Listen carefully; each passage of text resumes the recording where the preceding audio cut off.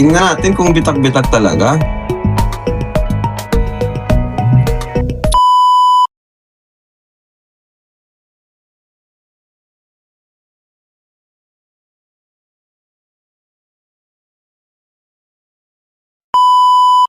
Hello mga Kalingap, for today's video mga Kalingap, magbigay tayo ng reaction dito sa live ni Kalingap Rab na ang sinasabi niya na patingnan niya ang bahay nila TQ kung totoo talagang nagkabitak-bitak.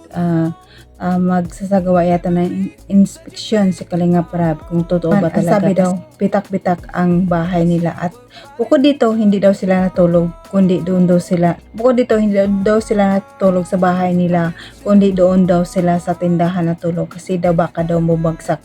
Totoo ba kaya ito? Marami din nagsasabi na fake news daw, hindi daw totoo. Ano ba talaga ang totoo?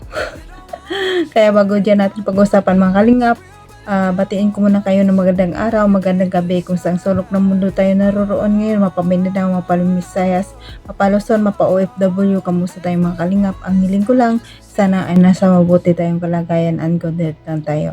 At pakisubscribe ang ama ng Kalingap, Bal Santos Matubang, atin na vlog, Kalingap Rab, Kalingap Edo, Check Tapia Matubang, charity vlogger sa buong mundo na tumutulong sa ating kababayang mahirap.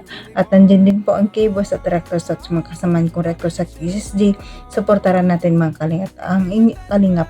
At ang inyong lingkod sa araw na ito na lagi naglilambing sa inyo at humingi ng inyong support, Jasmine Surapag channel. Kung di pa nakasubscribe, please subscribe and don't forget to hit the notification bell para updated ka sa aking mga video na ina-upload mga Kalingap.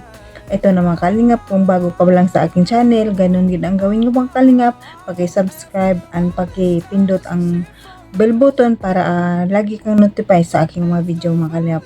At paki-like and share mga Kalingap para suwak sa panusunlasan ng YouTube at laking tulong din sa aking channel.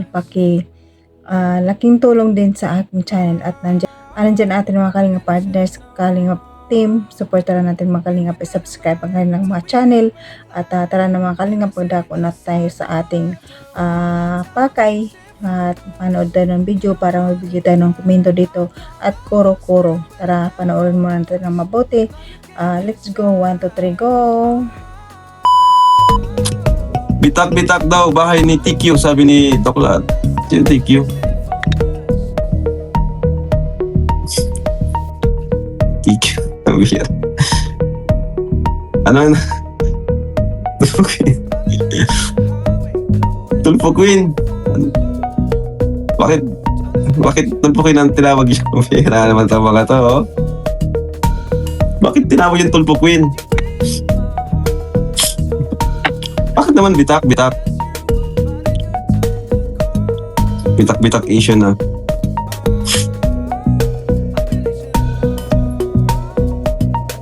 Kuya Rab, loyal ako sa... Kuya Tata. Kuya Tata, skala ko, team guwapa ka na eh. Tingnan natin kung bitak-bitak talaga.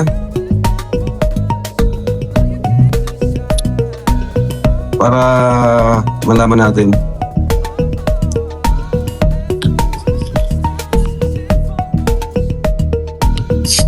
Dahil sa lindol. Ang bihira.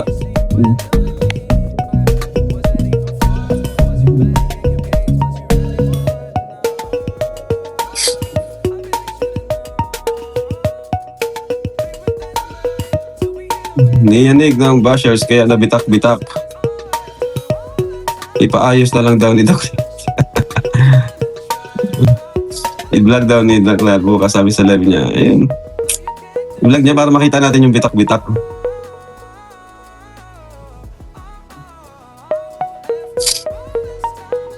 Kalingap Rab, bakit di po tinigil ang Jomcar para sila may ibang jowa? Sino may ibang jowa? Palpak daw ang proyekto ni Supermac. Bakit naman? Ano bang nangyari? Ba't naging palpak? Nakaraan yung sa tulo. Ngayon naman sa bitak-bitak. Pambira naman kayo. Kawawa naman si Supermac yan.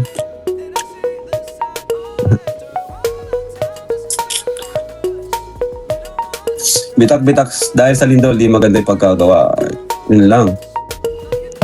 Ito sana yung mga pabahay natin, matagal nang nagiba. Marami pang mas luma dyan. Di ba? Kung dahil lang sa lindol, mas marami pang lindol na dumaan. Mas malalakas pa. Di sana yung mga pabahay na nagawa natin noon. Di sana mas nauna pa yung nagiba. Bumihira naman kayo, oh. Ang Jomcar, matatag yan.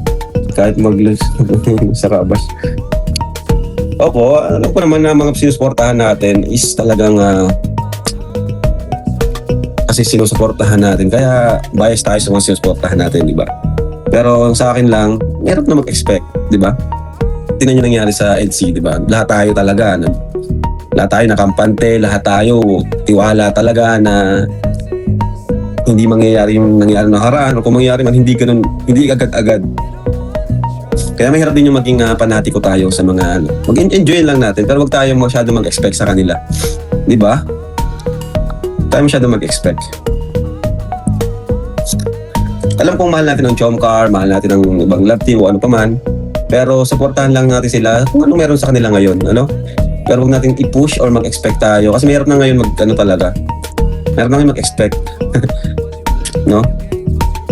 Mahalin natin sila sa kung ano yung naipapakita natin sa kanila tuwing nag-vlog tayo, yung mga inspirasyon, mga aral, mga napupulot nating aral sa kanila. Diba?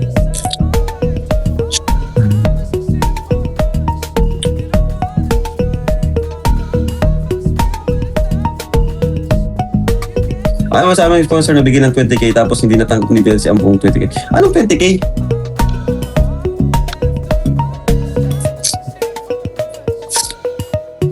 Anong 20k ang hindi naibigay? At kailan yan? Gagawa na naman kayo ng ano? Lahat na lang talaga. Wala na bang mahanap na butas ang mga antay na yan? Kaya lahat na lang ng ano eh. Siguro yung mga antay na sige ano yan ay. Parang minamarto na tayong vlog natin. Kakahanap ng masisilip eh. Pabira.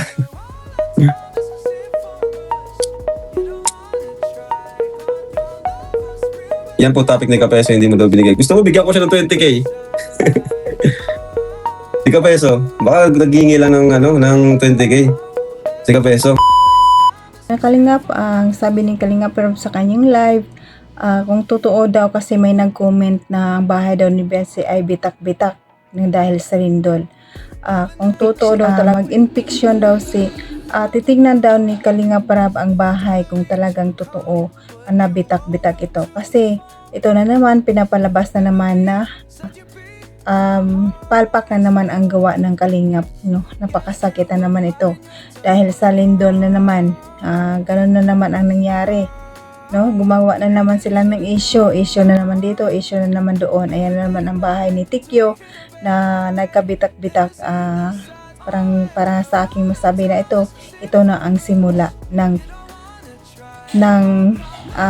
ungrateful mo. Ungrateful kasi kaya yan, diyanig ang bahay mo.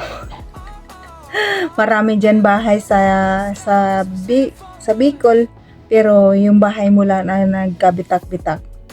Alam na, no? Hindi natutulog ang Diyos, no? Karma is na talaga yan. Kaya, ayan, ang babalita pa akong nabalitaan, hindi daw natutulog si Tikyo sa bahay nila, kundi daw sa tindahan daw sinatulog, baka daw bumagsak ang bahay. Ayan na, umpisa pa lang yan. Kaya yan, magsagawa si Kalingap Nab ng infection, magsagawa sila ng infection sa bahay. No, ay titingnan ang bahay kung talagang totoong bitak-bitak na naman kasi inaano naman sa Kalingap ang mali eh. Pinapataw na naman sa Kalingap ang mali. Totoo ba talaga ito mga Kalingap? Pero basta sabi naman ng iba, fake news daw. No? Gumagawa na naman ng mga issue. Ayan na naman, umpisa na naman ito mga Kalingap. Ayan. Antayin na natin ang pagpunta nila Kalingap Rab sa bahay nila. Titingnan kung talagang totoo na bitak-bitak ang simento. Kasi sabi din ng Ikin sa live, biyak lahat ng simento. Gaano ka totoo ito mga Kalingap? Totoo kaya ito? No? Antabayan na lang natin ang pagpunta nila sa bahay kung totoo ba talaga ito. No? Kaya magbago na kasi kayo, humingi kayo ng magpakumbaba kasi kayo. Magpakumbaba na kayo. Hindi na nasa taas pa rin kayo. Kahit na alam nyo na mali kayo, no? Talagang umpisa pa lang yan. May kasunod pa yan. Sino na naman ang sisihin dyan? Kalingap. Kawawa naman si, si Supermac. Siya na naman ang titirahin dito dahil papak na naman ang gawa. Ay, nako, nilang gumagawa lang talaga sila ng issue. Pero ang sabi naman daw, hindi naman daw totoo. Ano ba talaga ang totoo? Ay, nako, fake news na naman tayo nito mga kalingap. Pero bago dyan natin, pero antabayan na lang natin ang pagpunta nila kalingap doon sa bahay. Titingnan nila kung totoo talaga ang sinasabi ni Tikyo na biyak-biyak ang simento ng kanilang bahay. Pakiantabayan na lang natin mga kalingap at paki-support ang aking channel mga kalingap at like and share mga kalingap para sa panonood sa new YouTube ito at paki-support sa Kalingap Rab, Kuya Bal at Edna at sa lahat ng mga Kalingap partner. Supportahan natin at salamat sa mga bago kong subscribers. Salamat sa inyo at sa mga silent viewers, mga viewers natin, mga sponsor natin. Maraming salamat sa inyo. At hanggang dito na lang. God bless at all and God bless them Kalingap. Bye bye!